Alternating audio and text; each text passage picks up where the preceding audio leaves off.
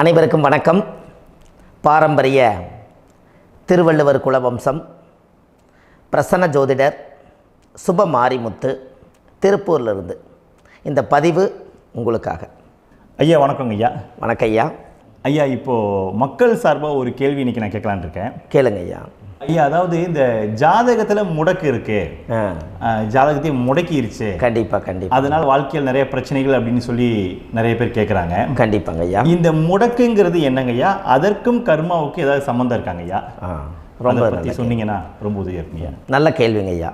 இந்த கர்மாவே முதல்ல எங்கேருந்து வருது அப்படிங்கிறது தான் இப்போ நம்ம சொல்ல போகிறோம்.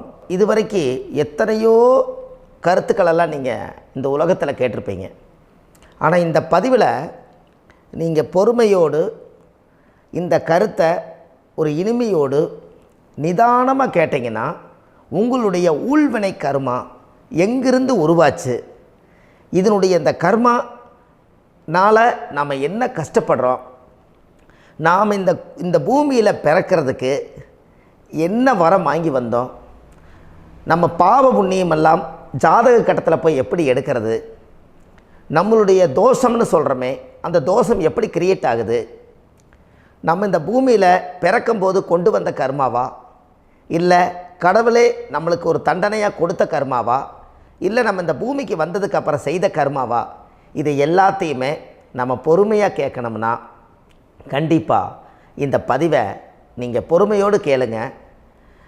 உங்களுக்கு இதில் ஒரு பெரிய ஒரு ரகசியம் ஒன்று அடங்கியிருக்குது.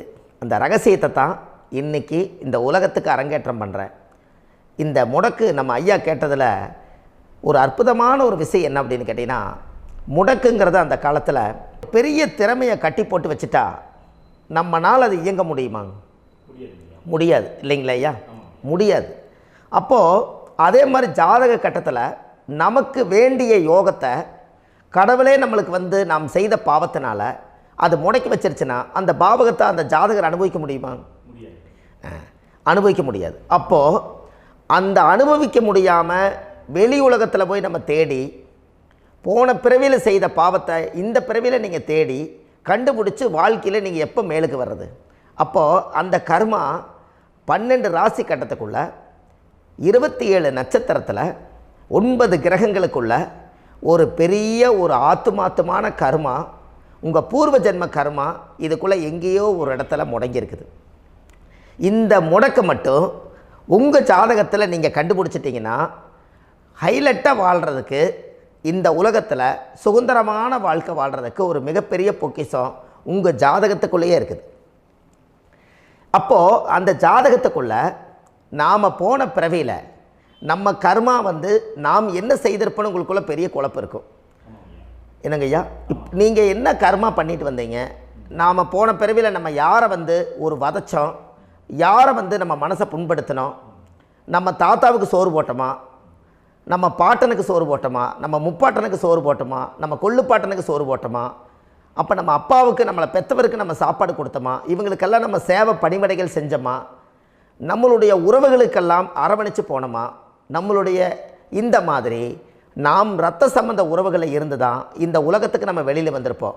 அப்போது வெளியில் நீங்கள் நிற்கிறீங்க, அப்படியே மேலே போய் பார்த்தீங்கன்னா ஒரு 7 தலைமுறையில் ஒவ்வொருத்தரும் செய்த கர்மாவெல்லாம் நம்ம பிளட்டு ரிலேட்டிவாக இப்போ நீங்கள் கரண்ட்டில் இருக்கிறவங்க கிட்ட தான் டெபாசிட் பண்ணியிருக்கோம். அப்போ இது தெரியாமல் நாம் ஜாதகத்துக்குள்ளே போய் தசாபுத்தி நல்லா தனுங்க இருக்குது, நான் ரொம்ப கஷ்டப்படுறேன், என் ஜாதகத்தில் போய் பார்த்தேன் எல்லா கிரகங்களும் நல்ல வலிமையாக இருக்குன்னு தான் சொன்னாங்க, ஆனால் இன்னும் என்னுடைய கடன் அடையலை, இன்னும் என்னோடய கர்ம தீர்ந்த மாதிரியே தெரியல, எனக்குள்ளே ஒரு தாட்டு என்னமோ நான் ஒரு பின்தங்கின வாழ்க்கையிலே வாழ்ந்துட்டுருக்கேன் அப்படின்னு நீங்கள் சொல்லும்போது, அப்போ இதையெல்லாம் தாண்டி ஒரு கர்மா உங்களுடைய ராசி கட்டத்துக்குள்ளே எங்கேயோ ஒரு பக்கத்தில் ரகசியமாக புதைஞ்சிருக்கு. அப்போது அந்த ரகசியமாக புதைஞ்சிக்கக்கூடிய அந்த முடக்கு தான் இன்றைக்கி இந்த உலகத்துக்குள்ளே நீங்கள் தெரிஞ்சுக்கக்கூடிய விஷயம். அப்போ அந்த முடக்குங்கிறது ஒன்று உண்மை. இந்த உலகத்துக்கு நம்மளை எல்லாத்துலேயும் நல்லா யோசிச்சு பாருங்கள். 12 ராசி கட்டம் இருக்குதுங்களா ஐயா? ஆமாங்க ஐயா. ஆனால் கிரகம் எத்தனை இருக்குதுங்க? 9 தான் இருக்குங்க ஐயா. ஆமாம், 12 ராசிக்கு 12 கட்டத்துக்கு 12 கிரகம் கொடுத்துருக்கலாமல்ல கடவுள். அப்போ ஏன் 3 கட்டத்தை மட்டும் எம்டி பண்ணி மீதி 9 கிரகத்தை வச்சுக்கிறாருன்னா, அப்போ நாம் செய்த 3 தலைமுறை கர்மாவுக்கு அது எந்த கட்டம் பிளாக் ஆகுதோ அந்த கட்டத்துக்குள்ளே ஏதோ ஒரு ரகசியம் இருக்கிறனால தானே எங்கேயோ ஒரு பக்கத்தில் நீங்கள் கண்டிப்பாக கர்மாவில் மாட்டுவீங்கிறது கடவுளே படைச்சு தானே இதை உருவாக்கியிருக்காரு. 12 ராசிக்கு 12 கட்டம் கொடுத்துருந்தா எங்கே நீங்கள் சுற்றி வந்தாலும் ஏதோ ஒரு வீட்டுக்குள்ளே போய் உட்காந்துக்கலாம். ஆனால் ஒரு வீடு சுத்தமாக இருக்குது, ஒரு வீட்டில் 4 கிரகம் இருக்குது, ஒரு வீட்டில் 3 கிரகம் இருக்குது, ஒரு வீட்டில் 5 கிரகம் இருக்குது, ஒரு 3 வீடு 4 வீடு காலியாக இருக்குது. அப்போ எங்கேயோ ஒரு ராசி கட்டத்துக்குள்ளேயே கடவுளுடைய கர்மா விளையாட்டு, அது ரகசிய விளையாட்டு தான். அப்போது இந்த இடத்துல தான் உங்கள் ஜாதகத்தில் முடக்கு இருக்குது. இந்த முடக்கை நீங்கள் எப்படியெல்லாம் அதை ஆராய்ச்சி பண்ணி கண்டுபிடிக்க முடியும் அப்படிங்கிற ஒரு விஷயத்தை தான் இன்றைக்கி நம்ம இந்த உலகத்துக்குள்ளே இதை நுழைக்க போகிறேன். இப்போ அப்பா செய்த பாவம்னு ஒன்று இருக்குமில்லங்க ஐயா, நம்ம அறியாத வயசில் தெரியாதில்ல, அப்பா செய்த பாவம்னு இருக்கும். அப்பாவுடைய சொத்து பிள்ளைக்குத்தானா, அப்பாவுடைய பாவம் பிள்ளைக்குத்தானே, என்னங்க ஐயா? சரி, அப்போ தாத்தா இருக்கிறாரு, தாத்தாவுடைய கர்மா உயிர் எங்கே எழுதி வைக்கிறாருங்க? அப்போது மகனை விட்டுறாரு. அப்போ தாத்தா மாதிரியே முகம் இருக்குது, தாத்தா மாதிரியே அவருடைய நடை உடை பாவனை இருக்குது, அவர் தாத்தாவுடைய ஜீனு தான் அப்படின்னு இவர் சொல்லும்போது, அப்போ தாத்தாவுடைய சொத்து பேரனுக்கு சொந்தம்னா தாத்தாவுடைய பாவம் எங்கே போகுங்க? Very good. அப்போ அப்போது இந்த கர்மா எப்படி டிரான்ஸ்ஃபர் ஆகுதுன்னு உங்களுக்கு தெரியுதா? அப்போ நீங்கள் போன பிறவியில் அந்த தாத்தாவுடைய பேரனை நீங்கள் பிறக்கிறதுக்கு கர்மம் உங்களை செயல்பட வச்சுருக்குது. அதனால் நீங்கள் தாத்தாங்கிறீங்க. அதனால் அந்த கௌரவமாக எங்கள் தாத்தா சம்பாரித்த சொத்து நான் தான் அனுபவிக்கணுங்கிற விதியை நீங்கள் உருவாக்கிறீங்க. அப்போது இந்த ஜாதகத்தில் அந்த ஊழ்வினை தோஷந்தான் ஏதோ ஒரு வழியில் உங்களை கர்மாவை செயல்படுத்துது. அதனால தான் இந்த ஜாதகத்தில் எந்த ஒரு முடக்கை எடுக்கிறதா இருந்தாலும் சூரியன் என்ற நட்சத்திரம் எதுவோ அந்த நட்சத்திரத்துக்கு எந்த வீடு முடக்காகுதோ அங்கே தான் உங்களுடைய கர்மா ஒளிஞ்சிருக்கும். இதுதான் உங்களுடைய பெரிய ஒரு பொக்கிஷமான ரகசியம். சரிங்க ஐயா, இப்போ இதில் நவகிரகங்கள் 9 இருக்கும்போது ஏன் சூரியனை மட்டும் நம்ம இதில் எடுத்துக்கணும்னு நீங்கள் சொல்கிறீங்க? நல்ல கேள்விங்க ஐயா. நீங்கள் கேட்டீங்க பார்த்தீங்களா, 9 நவகிரகம் இருக்கும்போது சூரியனை மட்டும், அந்த சூரியன் என்ற நட்சத்திரம் பிறக்கும்போது அந்த வீடு மட்டும் முடக்காகுன்னு நீங்கள் கேட்டீங்க இல்லையா? இதுதான் அற்புதமான கேள்வி. ஏன் அப்படின்னு கேட்டிங்கன்னா, சூரியன் அப்பாவோட உயிர் கரு போய் அம்மாவுடைய பனிக்கூடத்தில் கர்ப்பத்தில் வச்சு 10 மாதம் 300 நாள் சுமந்து நீங்கள் இந்த பூமிக்கு வெளியில் வரும்போது நீங்கள் என்ன பாவத்தை இவங்க விதைச்சாங்களோ அந்த கர்மாவை வாங்கிட்டு தான் நீங்கள் வெளியில் பிரசவமாகறீங்க. இதுதானே? அப்போ சூரியன் என்ற நட்சத்திரம், அந்த சூரியனுங்கிறது உயிர் கருவல்லவா, அப்பாவுடைய உயிரணுக்கள் அம்மாவுடைய கருவிக்குள்ளே போய் நாம் குழந்தை வடிவத்தில் இருந்து 300 நாள் பாவ உன்னித்த பதிவில் ஏட்டு எழுதி ஒரு ஜாதகத்தை கையில் கொடுத்து பிறந்த உடனே உங்களுக்கு ஒரு ஏட்டை பெரட்டி நீ இப்படித்தான் விதி, இனிமேல் இப்படித்தான் நீ வாழணும்னு சொல்லி உங்கள் கர்மாவை நீங்கள் கர்மாவோடு தானே வெளியில் பிறக்கிறீங்க. அப்போ சூரியன் என்ற நட்சத்திரம் தானே இந்த உலகத்துக்கு ஒரு பெரிய ஒரு மகத்துவம். இப்போ பாருங்கள், விடிய வரைக்கும் நம்ம முழிச்சிட்ருக்குறோம், காலையில் சூரிய உதயமானால் அவங்கவுங்க செயல்படுறோம். மீதி எல்லா கிரகங்களுக்குமே வெளிச்சத்தை கொடுக்கக்கூடிய சக்தி சூரியனுடைய பிம்ப ஒளிக்குத்தானே உண்டு, என்னங்க ஐயா? அதனால தான் மேசத்து உச்ச வீடுன்னு சொல்லி மேசத்தை உச்சம்னு சொல்லி சூரிய உச்சத்தை அங்கே தான் வச்சாங்க. அப்போது அந்த காலச்சக்கரத்துக்கு 5ஆம் இடம் பூர்வ புண்ணியஸ்தானத்தில் போய் சிம்மத்தில் கொண்டு போய் சூரியனை ஆட்சி வீடுன்னு வச்சாங்க. அப்போது சூரியனில் இருந்து தான் அந்த மையப்புள்ளி உருவாகுது. அப்போ உங்களுடைய ஜாதகத்தில் அந்த சூரியனாகப்பட்டவர் பிறக்கும்போது நீங்கள் உங்கள் ஜாதகத்தை நீங்கள் எடுத்துக்கங்க ஐயா. நீங்கள் இன்றைக்கே போய் கதவை திறந்து உங்கள் பெட்டியை திறந்து பீர்வாவுக்குள்ளே உங்களுடைய ஜாதகம் இருக்குது, அந்த ஜாதகத்தை எடுத்து ஜோதிடர்கிட்டையே நீங்கள் சந்தேகம் கேட்குறக்கு முன்பு நீங்களே உங்களுடைய கர்ம பற்றி தெரிஞ்சுக்கிறதுக்கு இந்த பதிவில் உங்களுக்கு ஒரு ரகசியத்தை சொல்லித்தரேன். உங்கள் ஜாதகத்தில் இப்போ இது வரைக்கும் ராசி கட்டத்தை நீங்கள் பார்த்துருப்பீங்க, ஆனால் பாதசாரம்னு ஒன்று இருக்கும் இல்லைங்களா? ராசிக்கு பாதசாரம்னு ஒன்று இருக்கும். சூரியன் என்ன நட்சத்திரத்தில் இருக்குது, சந்திரன் என்ன நட்சத்திரத்தில் இருக்குது, செவ்வாய் என்ன நட்சத்திரத்தில் இருக்குது, புதன் என்ன நட்சத்திர காலில் நிற்குது, இதெல்லாமே அந்த சாரம் இல்லாத ஜோதிடம் சோரம் போய்விடும். அதனால் அந்த சாரத்தில் நிற்கிது பார்த்தீங்களா கிரகம், அதில் இப்போ நீங்கள் உங்களுடைய ராசி கட்டத்தை ஓப்பன் பண்ணுங்கள். இதில் ராசி கட்டத்தில் சூரியன் என்ற நட்சத்திரம்னு ஒன்று இருக்கும் இல்லைங்களா? அது எதுவாக வேணாலும் இருந்துட்டு போட்டோம். அந்த நட்சத்திரம் தான் நீங்கள் பிறக்கும்போது தாயுடைய கருவறைக்குள்ள கரு உருவான நட்சத்திரமே அதுதான். புரிஞ்சுங்களா ஐயா? பிறக்கும்போது நீங்கள் அந்த கருவுடைய நட்சத்திரம் அப்பா வந்து கருவை உருவாக்கி கர்மாவை விதைச்சது அந்த சூரியன் என்ற நட்சத்திரம் தான். அந்த வீட்டுக்கு தான் இந்த ராசி கட்டத்தில் உங்களுக்கு முடக்கு உருவாகுது. புரிஞ்சுங்களா ஐயா? அப்போது ஒரு ஜாதகத்தில் சூரியன் என்ற நட்சத்திரம் எதுவோ அதுதான் உங்களுடைய கர்மா நட்சத்திரம். இப்போ நம்ம பிறக்காதுக்கு முன்னாடி அப்பா கட்டத்தில் அந்த கர்மா டெபாசிட் ஆகிருக்கும். அதை ட்ரான்ஸ்ஃபர் எப்படி பண்ணுறாரு? அவருக்கு ஒரு கல்யாணம் வச்சு அவர் குடும்ப வாழ்க்கையில் வாழ்ந்து நம்மளோட உயிர் கருவை கொண்டு போய் ஊராம் பொண்ணை கல்யாணம் பண்ணி பொண்டாட்டின்னு எடுத்துக்கொண்டு அந்த பொண்டாட்டிங்கிற உரிமையாகி இவருடைய உயிர் கரு உருவாகி வாரிசுகள் வெளியில் வருது. அதானங்க ஐயா? அப்போது அந்த சூரியன் என்ற நட்சத்திரம் தான் இந்த உலகத்தில் ஒரு பிரம்மாண்டமான நட்சத்திரம். இந்த நட்சத்திரம் உங்கள் மனசுக்குள்ளே ஏதாவது இருந்துச்சுன்னா உங்கள் வீட்டில் ஏதாவது ஒரு நல்ல விஷயங்கள் நீங்கள் பண்ணுறதா இருந்தால் அந்த கர்மா நட்சத்திரம் சூரியனுடைய நட்சத்திரம் இருக்குது பார்த்தீங்களா, அந்த நட்சத்திரத்தில் எந்த ஒரு சேவைகளும் செய்யக்கூடாது. அதுதான் கர்மா. அதை போய் நீங்கள் ஆக்டிவேட் பண்ணி விட்டீங்கன்னா அது முன்னோர்களை வந்து நீங்கள் வந்து தொந்தரவு பண்ண மாதிரி. அந்த கர்ம நட்சத்திரம் தான் உங்கள் வாழ்க்கையில் அது புதஞ்சிருக்கிறதா. இப்போ குழந்தை பிறந்தாலோ சீர் சீமந்தங்கள் நீங்கள் செய்கிறதாலோ கல்யாணம் முக்கிறதுனாலோ உங்கள் ஜென்ம நட்சத்திரத்தன்னைக்கு கல்யாணம் பண்ண வேண்டாம்னு சொல்லிக்கிறாங்கல்லங்க. உங்களுக்கு ஜென்ம நட்சத்திரத்துக்கு முன்னாடி உங்களை உருவாக்குன நட்சத்திரம் தான் ஜென்ம நட்சத்திரம். அப்போ சூரியன் என்ற நட்சத்திரம் அப்பாவுடைய ஜென்ம நட்சத்திரமாக அந்த ஊழ்வினை கர்மம் செயல்படுது. அப்போ அந்த முடக்கு யார் வழியில் வந்தது? முன்னோர்கள் வழியில் வந்தது. முன்னோர்கள் கட்டி வச்சது யாரைய? குலதெய்வத்தை. அப்போ அந்த குலதெய்வத்தை போய் சாமிக்கு போய் வீடு வாசல்லாம் வலித்து குலதெய்வத்தை போய் தேங்காய் பழம் பூ மாலை கல்கண்டு வாங்கி அர்ச்சனை பண்ணி ஒரு அன்னதானம் ஒன்று பண்ணிவிட்டு சாமிக்கு பொங்கல் வச்சு நைவேத்தியம் பண்ணிவிட்டு உங்கள் ஜாதகத்தை வச்சு பூஜை பண்ணிவிட்டு வாங்க. அதுக்கப்புறம் தான் உங்கள் கர்மாவை கண்டுபிடிக்கிறதுக்கு வழியே பிறக்கும். குலதெய்வத்தை வணங்காமல் கோவிந்தா கோவிந்தா என்று பல தெய்வத்தை வணங்கினாலும் பலனொன்றும் இல்லைன்னு அந்த காலத்தில் முன்னோர்கள் சொல்லி வச்சுக்கிறாங்களா இல்லைங்களா? அதனால் கண்டிப்பாக அதை கண்டுபிடிச்சி நீங்கள் அதுக்கு ஒரு நைவேத்தியம் பண்ணால் மட்டும்தான் முதல்ல உங்கள் 5ஆம் பாவம் முன்னோர்கள் அது வேலை செய்யும். குலதெய்வ ஆலயத்துக்கு போயிட்டு வாங்க. போயிட்டு வந்துட்டு இந்த கர்மவினை தோஷத்தை நிவர்த்தி பண்ணுறதுக்குண்டான சரியான பரிகாரத்தை நம்ம எடுப்போம்.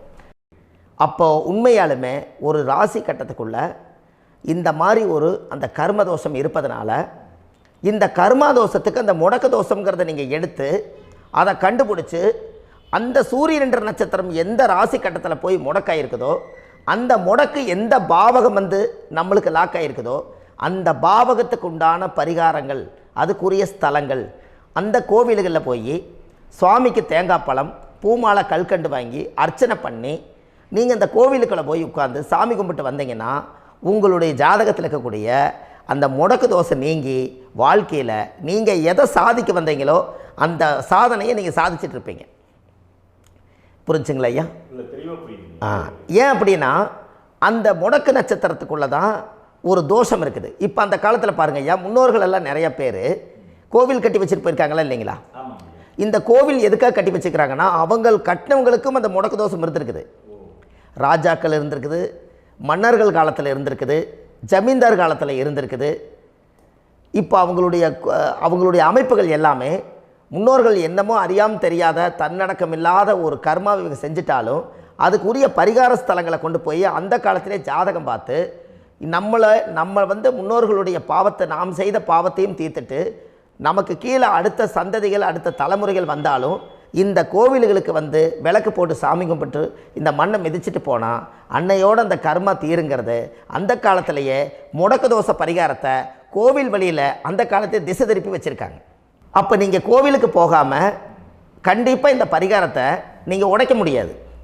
ஏன் உடைக்க முடியாதுன்னா இப்போ நீங்கள் எத்தனை வருஷம் வாழ்கிறீங்க ஐயா? 120 வருஷமே வச்சுக்கோங்க. சூரியன் திசை 6 வருஷம், சந்திரன் திசை 10 வருஷம், செவ்வாய் திசை 7 வருஷம், ராகு திசை 18 வருஷம், குரு திசை 16 வருஷம், சனி திசை 19 வருஷம், புதன் திசை 17 வருஷம், கேது திசை 7 வருஷம், சுக்கிரன் திசை 20 வருஷம். இப்போ நான் சொன்ன டோட்டலெல்லாம் கூட்டிங்கன்னா 120 வருஷம் வரும். இது ஒரு மனிதர் பிறந்து பூரண ஆயுளோடு வாழ்ந்தால் இந்த 120 வருஷம் வாழ்ந்தால் அவர் இந்த பூலோக பதவி விட்டு சிவலோக பதவி போயிடுவார். அதுக்கு பேர் தான் பூரண ஆயுள் என்று பொருள்.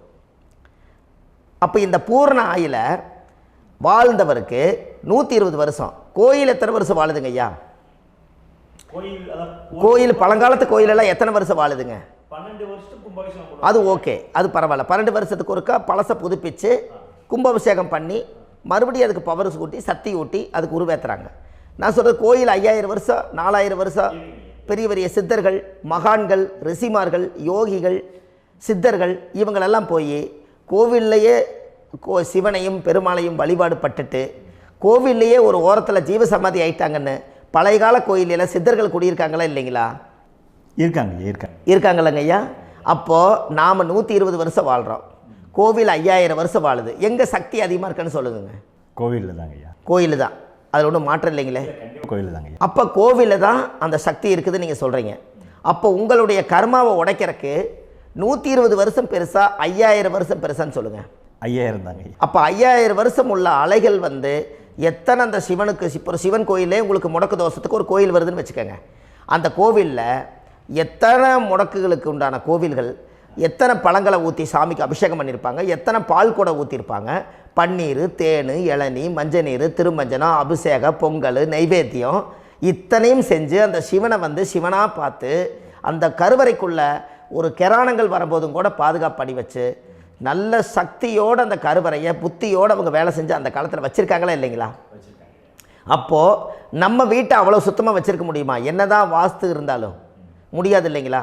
அப்போது அவ்வளவு ஒரு பவர்ஃபுல்லான கோவில் அந்த முடக்கு தோஷத்துக்குள்ளே ரகசியமாக அந்த கோயில் அடங்கியிருக்குது. உங்கள் ஜாதகத்துக்குள்ளே உண்மையாலுமே ஊழ்வினை கோயில், கர்மவினை கோயில் அதுக்குள்ளே இருக்குது. அந்த ஜாதகத்தை கணிச்சு பார்த்தா கரெக்டாக உங்களுடைய ஜாதகத்தில் அப்பாவுடைய கருவறையிலேருந்து உயிர் உருவாகிற நேரத்தில் இருந்து இப்போ வரைக்கும் நீங்கள் கரண்ட்டில் வாழ வரைக்கும் அந்த கர்ம கூட வர்றதை ஒரே ஒரு இடத்துல போனால் மட்டும்தான் விட்டுட்டு வர முடியும். அது எந்த வீடு அப்படின்னு கேட்டால் உங்களுக்கு வந்து அப்பாவுடைய கர்மா வழியில் போய் அந்த கோவில் பழையகால கோயில், பழையகால தெய்வங்கள், அந்த கோவில் தான் உங்கள் ஜாதகத்துக்குள்ள ரகசியமாக இருக்கும். அது ஏன் இந்த பதிவில் உங்களால் சொல்ல முடியாது அப்படின்னா, இந்த பதிவில் ஏன் உங்க சொல்ல முடியாதுன்னா உங்கள் ஜாதகம் தெரியாமல் என்ன கோயிலை நீங்கள் சொல்லுவீங்க? இப்போ பொதுவாக ஒரு நட்சத்திரத்துக்கு ஏதோ ஒரு கோவிலை அவங்க சொல்லி நீங்கள் போயிட்டு வர்றீங்கன்னு வச்சுக்கோங்க. ஆனால் அது வேலை செய்யலைன்னா நம்மளுக்கு என்னங்க இவ்வளோ கஷ்டப்பட்டு போய் அதை பலனடையிலேன்னு கேள்வி கேட்டக்கூடாது. உங்கள் ஜாதகத்தை நீங்கள் கொண்டாங்க, உங்கள் டேட் ஆஃப் பர்த் டயத்தை போட்டு ஜாதகத்தை கணிச்சு நீங்கள் சூரியன் என்ற நட்சத்திரத்துக்கு உங்களுடைய கர்மவினை கோவில் யார், உங்களுடைய முடக்கு யார், ஊழ்வனை தோஷத்துக்கு உண்டானவர் யார், தாய் வழி கர்மா யார், தந்தை வழி கர்மா எது, நீங்கள் பிறக்கும்போது வந்த கர்மா என்ன, இது எல்லாம் கணிக்காமல் பொதுவாக ஒரு கோயிலில் போய் நீங்கள் பாட்டுக்கு சாமி கும்பிட்டு வந்தால் பலன் எப்படி கிடைக்கும்? கண்டிப்பாக கிடைக்காதுங்க ஐயா. என்னங்க ஐயா? அது தெரிஞ்சு பண்ணாதான் சரியா? ஒரு டாக்டர்கிட்ட போகிறீங்க, என்னை அப்படியே ஸ்கேன் பண்ணி ஒரே ஒரு மாத்திரை கொடுங்கன்னு கேட்டால் டாக்டர் கொடுப்பாருங்களா? அவர் என்ன பிரச்சனை இருக்குதோ அதை முதல்ல கண்டுபிடிச்சி ஸ்கேன் பண்ணி பார்த்து ரிப்போர்ட் எடுத்து அது மூலியமாக தான் கொஞ்சம் எடுத்து ஐயா உங்களுக்கு இந்த பிரச்சனை, இதுக்கு தீர்வுக்கு இதுக்குண்டான மெடிசன், இது இப்படித்தான் சாப்பிடணும்னு அது முறையாக சொல்லி அந்த உயிர் வாழ வைக்கிறாரு டாக்டர். அவர் ஒரு தெய்வ வடிவத்தில். கரெக்டுங்களா ஐயா? அப்போ உங்களோட கர்மா எங்கே செயல்படுது அப்படின்னா, இந்த முடக்க நீங்கள் இந்த பதிவில் தெரிஞ்சுக்கங்க. அதுக்குரிய நட்சத்திரம் என்னன்னு தெரிஞ்சு வச்சுங்க. உங்கள் ஜாதகத்தில் சூரியன் என்ற நட்சத்திரத்தை எடுத்துக்கங்க. அந்த வீட்டுக்கு முடக்க இந்த பதிவில் எந்த வீடு லாக் ஆகிருக்குதுங்கிறத நான் உங்களுக்கு இந்த வீட்டில் சொல்கிறேன். அந்த வீட்டு நீங்கள் பாருங்கள், உங்களுடைய லக்கணத்துக்கு அது எந்த வீடு. இப்போ லக்கணத்துக்கு ஒரு 7வது வீடுன்னே வச்சுக்கோங்க. அப்போ லக்கணத்துக்கு 7வது வீடே முடக்கு. அப்படி ஒரு முடக்கு ஆகிப்போச்சுன்னா ஒரு ஜாதகத்தில் லக்கணம் தான் 1, 7ஆம் இடம்ங்கிறது மனைவி ஸ்தானம். ஒரு ஆணுடைய ஜாதகத்துக்கு 7ஆம் இடம் தான் மனைவி. அவருக்கு நல்ல மனைவி அமையாமல் ஆடம்பரம் இருந்தும் வீடு அரண்மனை மாதிரி இருந்தும் அந்த மனைவியை ஒரு சந்தோஷமாக அவர் அனுபவிக்க முடியாது. புரிஞ்சுங்களா ஐயா? சந்தோஷமாக அனுபவிக்க முடியாது. ஏன் அப்படி? 7ஆம் இடத்துல தான் அவரோட கர்மா உட்கார்ந்துருக்குது. கரெக்டாக சொன்னீங்க. 7ஆம் இடத்துல தான் அந்த கர்மா உட்கார்ந்துருக்குது. அப்போ அந்த 7ஆம் இடத்துல இருக்கக்கூடிய அந்த கர்மா போன பிறவியில் நீ மனைவிக்கு சோறு போடாமல் மனைவியை கட்டி வச்சு அடிக்கிறதும், மனைவியை துன்புறுத்துறதும், அந்த மனைவி இருக்கவே இன்னொரு வாழ்க்கைக்குள்ளே போகிறதும், இங்கே வாழ வேண்டிய தாம்பத்திய சந்தோஷத்தை கொண்டு போய் இன்னொரு இடத்துல கொடுக்கறதும், தெரிஞ்சிருந்தே நம்மளுடைய மனசுக்குள்ளே திருடுத்தனமாக வாழ்கிறதும், இது எல்லா கர்மாவும் போன பிறவியில் நாம் செய்த ஊழ்வினை கர்மா தான் உங்கள் ஜாதகத்தில் 7ஆம் இடம் முடக்கு. அப்போ அந்த 7ஆம் இடம் முடக்கா இருந்துச்சுன்னா கண்டிப்பாக உங்கள் ஜாதகத்தில் நீங்கள் என்ன அனுபவிச்சிட முடியும்? நல்ல நண்பர்கள் கிடைக்க மாட்டாங்க, நல்ல ஒரு பார்ட்னர்ஷிப் அமையாது, நல்ல ஒரு நட்பு வட்டங்களில் எதையும் அனுபவிக்க விடாது, ஒரு அங்கீகாரமான உறவுகளில் போய் நம்ம ஸ்ட்ராங்காக நிற்க முடியாது. 7ஆம் இடம் என்பது தாம்பத்திய வாழ்க்கை, பூர்த்தி இல்லாத வாழ்க்கையாக இருக்கும். இப்படியெல்லாம் அந்த ஜாதகத்தில் ஒரு பொதுவாக ஒரு ஜாதகத்தில் 7ஆம் பாவம் முடக்காயிட்டால் இந்த கர்மாவை அவர் அனுபவிச்சுக்கிட்டே இருப்பார். இது எப்போத்தான் அதுக்கு ஒரு தீர்வு வேணுங்கய்யா? அந்த கோயில் எதுன்னு நீங்கள் கரெக்டாக சொன்னீங்க. இப்போ இது மனிதனால் செயல்படுது. மனிதர்கள் தான் கோயிலை கட்டி வச்சாங்க. தெய்வத்தை விட ஒரு காலத்தில் மனிதர்களுக்கு மகிமை ஜாஸ்தி. ஏன்னா சாதாரண ஒரு மண் பூமியாக இருந்த இடத்த மனிதர்கள் தான் கோயில் கட்டி ஒரு மகிமைப்படுத்தி புண்ணியம் பண்ணி வச்சாங்க. மனிதர்களுக்கு சக்தி அதிகம்தான், ஆனால் பிரபஞ்சத்துக்கு அதை விட சக்தி அதிகம் அல்லவா? ஐயா, நீங்கள் கோவிலுக்கு போய் அந்த கர்மா உடைக்கிறதுக்கு கோவிலில் சக்தி இருக்குது, ரைட்டு. ஆனால் நம்ம வீட்டுக்கும் கோயிலுக்கும் ஒரு மிகப்பெரிய தொடர்பு என்னென்னா, அந்த கோயில் கட்டுறவங்க எல்லாமே பழைய காலத்து கோயிலெல்லாம் பாருங்கள், பஞ்சபூதத்தை வச்சு கட்டியிருப்பாங்க. பஞ்சபூதத்தை வச்சு தான் கட்டுவாங்க கோயில். அது உங்களுக்கு தெரியணும் இல்லைங்களா? பஞ்சபூதம்னா நீர், நெருப்பு, காற்று, பூமி, ஆகாயம். இந்த பஞ்சபூதத்தினுடைய சக்திகள் எல்லாம் ஒரே நேர்கோட்டுக்கு என்னைக்கு வருதோ அன்னைக்கு தான் அந்த கோவிலுடைய பாலக்கால் போட்டு 1000-2000 வருஷம் நிலச்சி நிற்கிறது. காரணம், இந்த பிரபஞ்சத்தில் பஞ்சபூதம் எப்படி நிலச்சி நிற்குதோ அதுபோல் 5000 வருஷம் நிற்கிறதுக்கு அந்த பஞ்சபூத சக்தி வச்சு தான் சாமி சிலையை பிரதிஷ்டை பண்ணி வச்சுருப்பாங்க. அதனால தான் இந்த கோயில்கள் எல்லாம் 5000 வருஷமாயும் எத்தனையோ கிராணங்களை எல்லாம் தப்பிச்சிருக்கிறதுக்கு காரணம். அப்பேற்பட்ட புண்ணிய ஸ்தலம் உங்களுக்கு எதுன்னு தெரியணும் அல்லவா? என்னங்க ஐயா? அப்பேற்பட்ட புண்ணிய ஸ்தலம் உங்களுக்கு எதுன்னு தெரிஞ்சால் தானே நீங்கள் போய் செய்ய முடியும், இல்லாட்டி கண்டிப்பாக தெரியாது. அப்போ இந்த முடக்கு தோஷத்தை கடவுள்கிட்ட கொண்டு போய் ஒப்படைக்கணும். நாம் பிறக்கும் போது கொண்டு வந்த கர்மாவை நாம் இருக்கும் காலத்தில் கொண்டு போய் இந்த கர்மாவை சுத்தப்படுத்தி, நீங்கள் பாவ ஆத்மாவை இந்த பூமியில் பிறந்து பூலோகத்தில் எல்லா புண்ணியத்தையும் செஞ்சுட்டு இந்த பூலோகத்தை விட்டு நீங்கள் போகும்போது புனித ஆத்மாவாக போகணுன்னா உங்கள் கர்மாவை கொண்டுட்டு போகாதீங்க, கர்மாவை நிவர்த்தி செய்யுங்க. என்னங்க ஐயா? அப்போ கர்மாவை சுத்தப்படுத்துங்க. கர்மாவை சுத்தப்படுத்திட்டு உங்களுக்கு பிறக்கிற குழந்தைகளுக்கு அந்த கர்மாவை டிரான்ஸ்ஃபர் பண்ணாமல் உங்களோட நில் பண்ணுங்க. ஒரு உதாரணம் சொல்லட்டுங்களா ஐயா? ஒரு காந்தம் ஒன்று இருக்குது இல்லைங்களா? ஒரு காந்தம்ங்கிறது ஒரு தாத்தாவாக வச்சுக்கோங்க. ஒரு இரும்பை கொண்டு போய் வச்சா ஒட்டு மோட்டாதா? அப்போ ஒட்டுனோடனே காந்தம்ங்கிறது தாத்தா, அவருக்கு பிறந்த வாரிசுக்கு அந்த கர்ம டிரான்ஸ்ஃபர் ஆயிருமா? சரி, இன்னொரு இரும்பை கொண்டு போய் வைங்க, ஒட்டு மோட்டாதா? அப்போ அது பேரனுக்கு வைங்க, பேரனுக்கு வந்துருச்சு அந்த கர்மா. இன்னொரு இரும்பை கொண்டு போய் வைங்க, அந்த காந்தத்துக்கு நேர் இன்னொன்று வைங்க, ஒட்டு மோட்டாதா? அப்போ அதை கொண்டு போய் நம்ம கொள்ளு பேரனுக்கு வைங்க. இப்படியே டிரான்ஸ்ஃபர் ஆகி தலைமுறையாக இந்த கர்மா தொடர்ந்துக்கிட்டே இருக்குது. இந்த இடத்துல கொண்டு போய் காந்தத்துக்கு இரும்பு ஒட்டிகிட்டே இருக்குதுல்ல, இந்த இடத்துல ஒரு மரக்கட்டை செஞ்சு கொண்டு போய் கரெக்டாக வச்சுக்கினே போட்டுமா? அந்த மரக்கட்டையை கொண்டு போய் வைக்கிறவர் யார்? மரக்கட்டை வச்சுட்டு அடுத்த வாரிசு புனிதமாக பிறந்துட்டு அந்த மேலே இருக்கிற கர்மாலாம் இந்த அடுத்த இதுக்கு வராதில்ல. இதுதாங்க ஐயா கர்மா. தொடர்ந்து வரக்கூடிய கர்மாவை அதை நில் பண்ணணுங்கிறதுக்கு பேர் தான் இந்த உதாரணத்தை சொன்னவங்களுக்கு.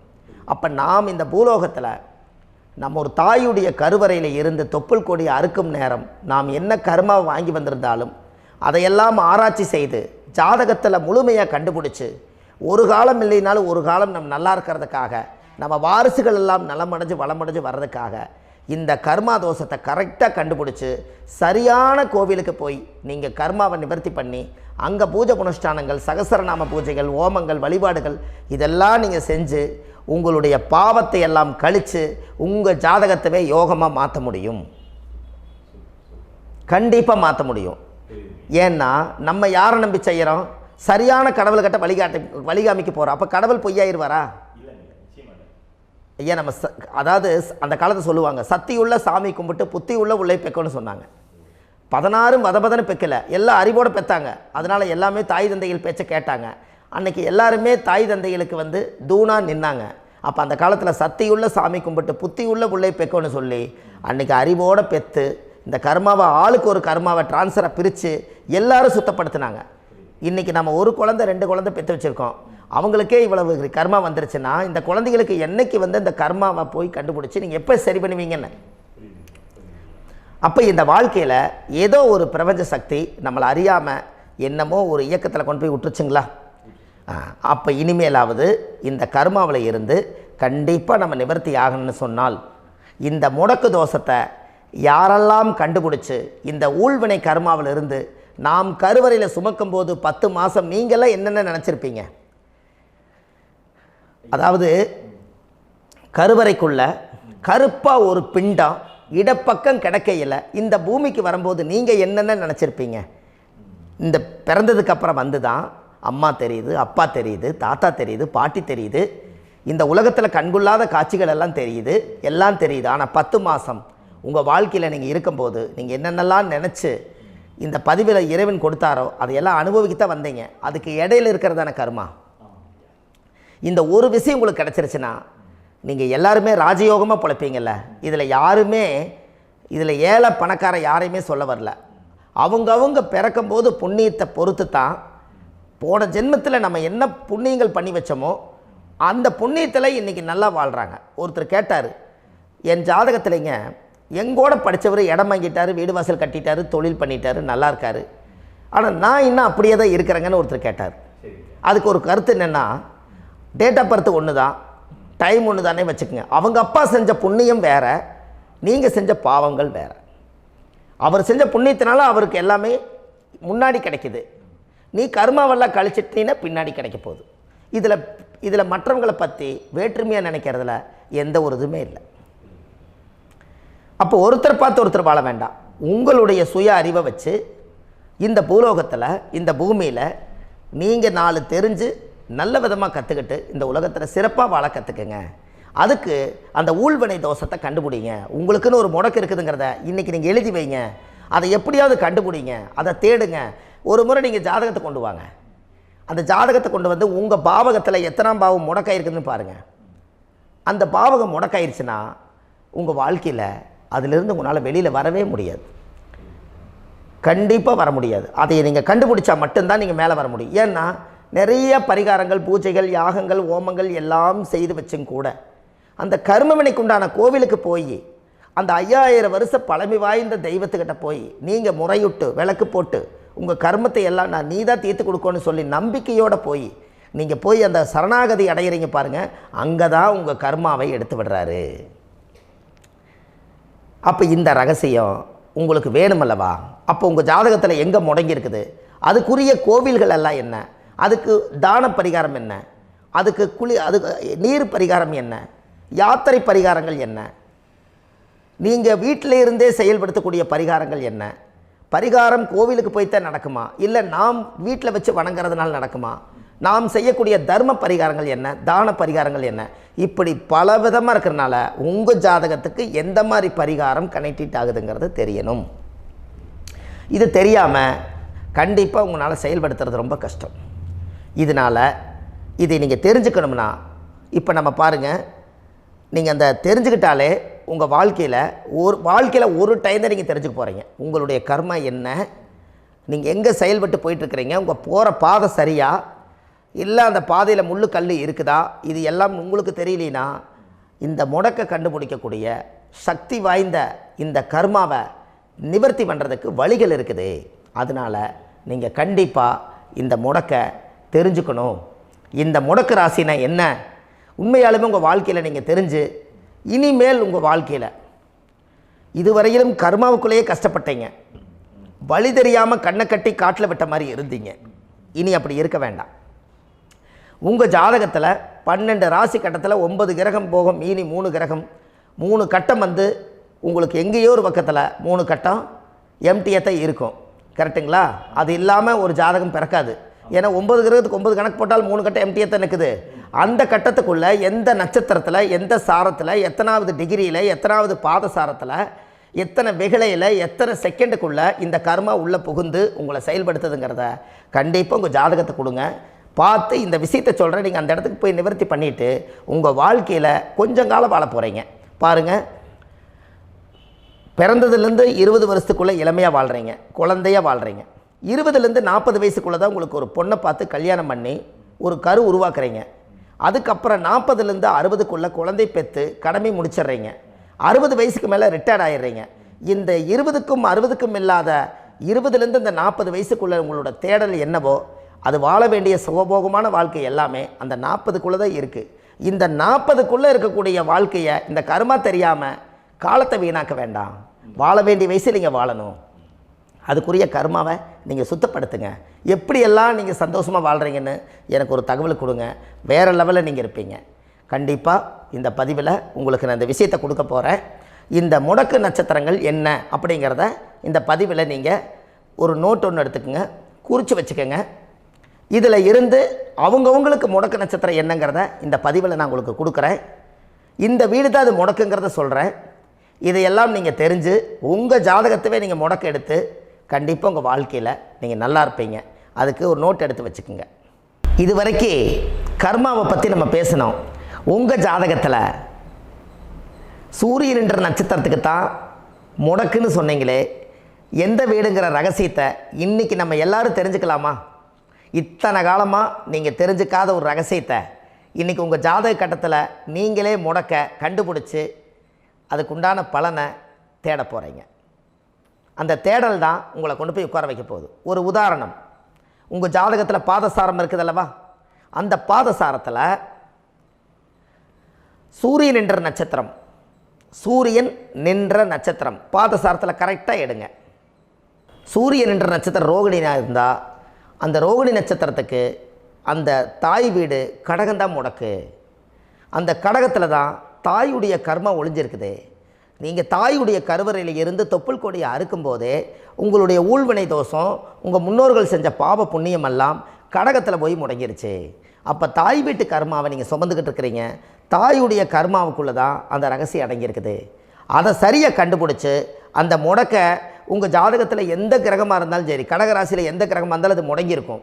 அந்த முடக்கை என்றைக்கு நீங்கள் ரிலீஸ் பண்ணுறீங்களோ அன்றைக்கி தாய் வீடே உங்களுக்கு சுத்தமாயிருமில்ல. கண்டிப்பாக இதை நீங்கள் செஞ்சுட்டு வாங்க. உங்கள் வாழ்க்கையில் எப்படி ஒரு மாற்றங்கள் இருக்குதுன்னு மட்டும் நீங்கள் பாருங்கள். இந்த ரோகிணி நட்சத்திரத்தில் இது வரைக்கும் நீங்கள் பார்த்தீங்க.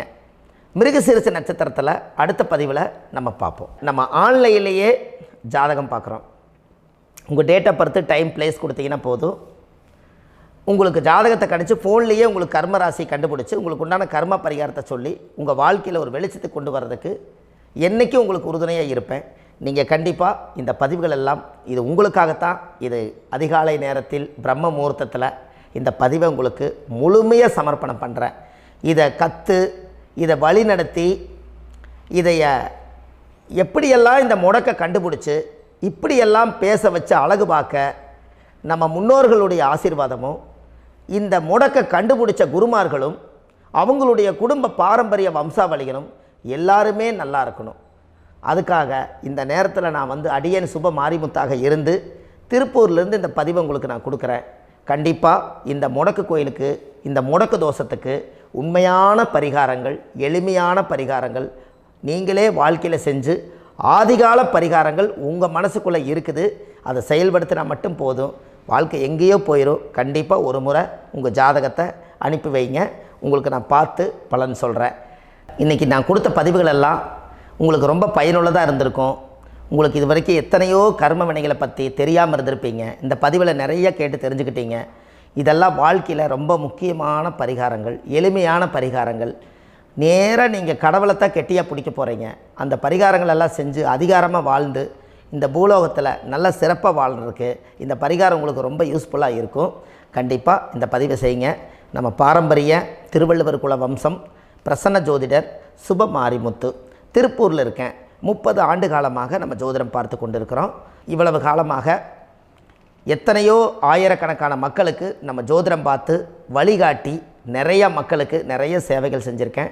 நிறைய கோயில் கட்டி வச்சுருக்கேன், கும்பாபிஷேகங்கள் பண்ணி வச்சுருக்கேன், அன்னதானங்கள் நிறையா பண்ணி வச்சுருக்கேன், புண்ணிய யாத்திரைகள் நிறைய போய் வந்திருக்கேன்.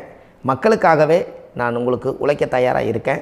இந்த ஜோதிடம் வந்து என்னுடைய ஒரு பாரம்பரியமாக, என்னுடைய அப்பா தாத்தா முன்னோர்கள் இதெல்லாம் எங்களுடைய குலத்தொழில் இது.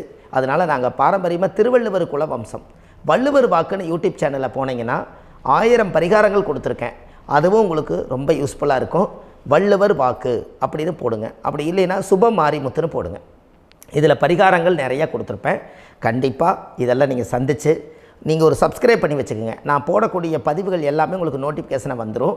அதனால் நீங்கள் ஒரு சப்ஸ்கிரைப் பண்ணி வச்சுக்கோங்க. தினமும் ஒரு தகவல் உங்களுக்கு கொடுத்துக்கிட்டே இருக்கேன். இதெல்லாமே உங்களுக்கு ஒரு பெரிய சந்தோஷமான நிகழ்ச்சிகள். என்றைக்கும் உங்களோட நான் வாழ்கிறேன். உங்களுடைய குடும்பத்தில் நான் ஒருத்தராக இருந்து குடும்ப ஜோதிடராக நான் இருப்பேன். கண்டிப்பாக ஆயுளுள்ள வரைக்கும் உங்களுக்காக இந்த ஜோதிடத்துக்கு உழைச்சி உங்கள் குடும்பத்தில் ஒருத்தராக நான் வந்து ஒரு ரத்த உறவில் நான் வந்து இந்த பூர்வ ஜென்மத்தில் உங்களுக்கு நான் கடமைப்பட்டிருக்கேன். கண்டிப்பாக அடுத்த பதிவில் உங்களை நான் சந்திக்கிறேன். வாழ்வது ஒரு முறை, வாழ்த்தட்டும் தலைமுறை. நன்றி, வணக்கம்.